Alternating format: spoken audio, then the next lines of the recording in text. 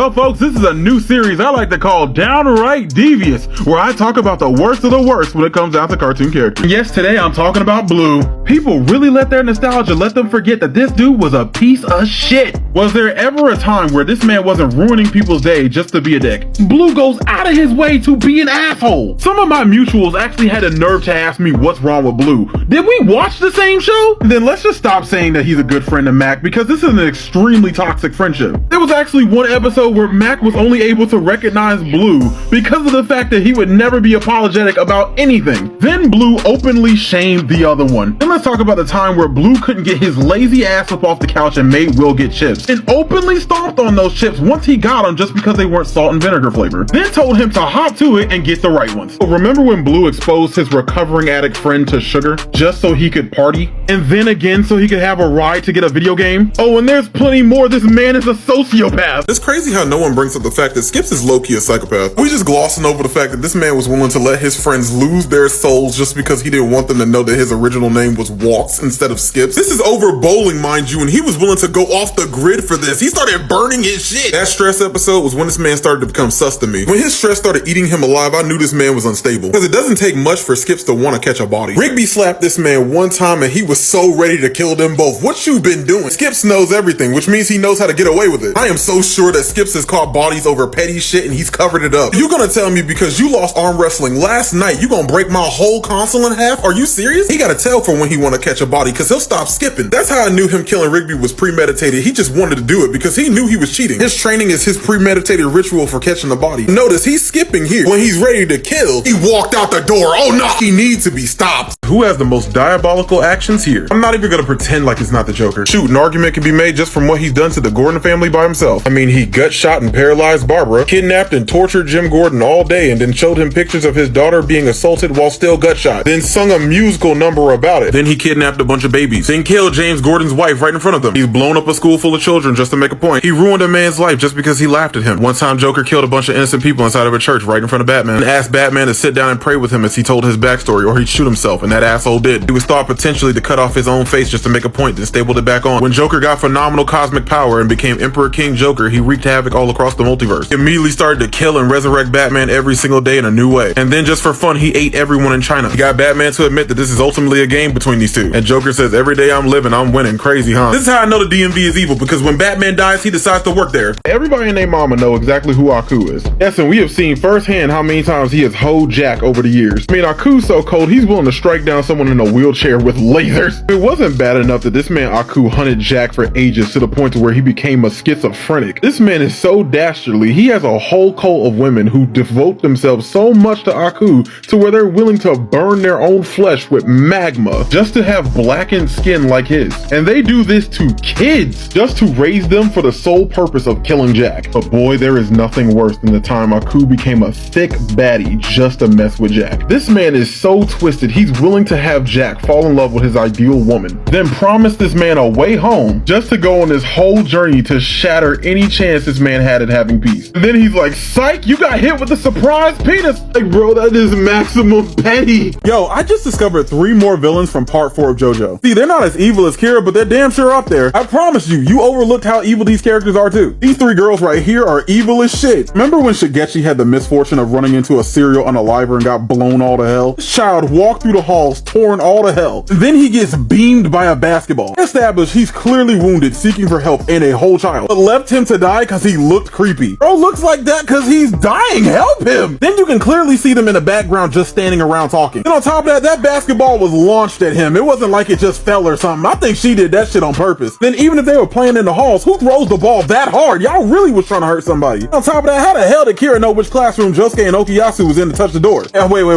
The other girls like Kira too. Oh nah, it all makes sense. The interaction with the girls slowed him down so he couldn't get to them in time. Oh nah, it all makes sense. I'm convinced they were working with Kira. Nah.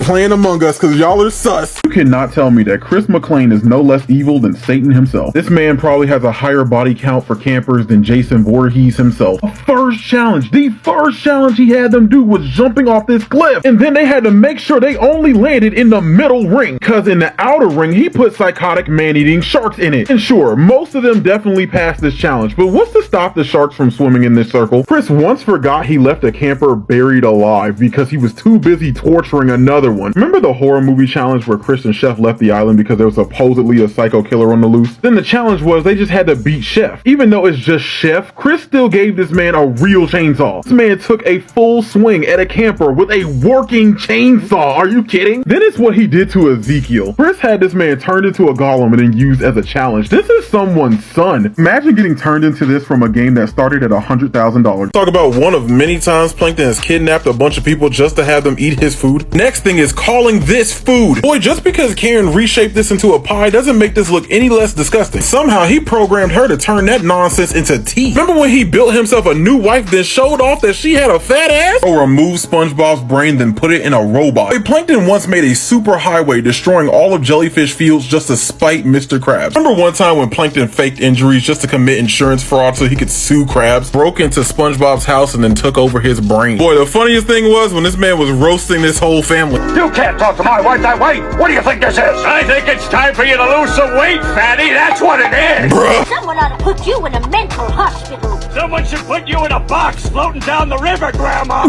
He did her filthy. We're talking about the baddest of the bad, the Lich. You knew the Lich was on some different timing when he just straight up grabbed Finn, told him to be quiet, blew up that new gauntlet he got, and then threw his ass in the corner. Like, as a kid, this shit was haunting. You knew this man was a different breed when he had a whole sweater pulled through both of his eye sockets and had his face torn off and all he could do was laugh about it. And you gotta think about how jacked up his return was when he killed Billy. Really think about the fact that he killed Billy, then skinned him alive, then put the skin on. Then think about it like this, he did kill everybody. This man sat and waited for months in one spot in a rotting corpse just so he could get the opportunity to kill Prismo. And the first chance he got, he murked him, then laughed his ass off as he freed the most dangerous criminals in the galaxy, manipulated Death's son into killing him so he could wipe out all of reincarnation. Then he's inevitable across all timelines. He can't be stopped. What is the pettiest thing Lex Luthor has ever done? I'll go first. Lex once cured his sister's cancer. Like, I'm talking about, he gave her the ability to walk and think properly again and finally be able to hug her daughter and have a happy life. Then as soon as she thanked him for it, he re-injected her, then pushed her back into her wheelchair and took away the cure. Then he said, Lex giveth and Lex taketh away. The whole point of this was just to prove that he could cure cancer. Lex hates Superman so much that he's willing to carry kryptonite with him 24/7. Imagine hating someone so much you're willing to keep a radioactive rock in your pocket just to run a fade. And he had this on him for so long it gave him terminal uncurable cancer. Then he blamed Superman for him getting cancer. Lex made a whole organization called Cadmus just to give himself superpowers so he could ruin Superman's reputation. Just so he could murk Superman and become the hero. To make them look even worse, he hacked into the Watchtower and blew up Cadmus just because he could. Lex created a whole plaza with new homes and apartment complexes and parks for kids, knowing that Superman would never trust it, leading to a fight that would destroy it. Lex spent $75 million on a fake presidential campaign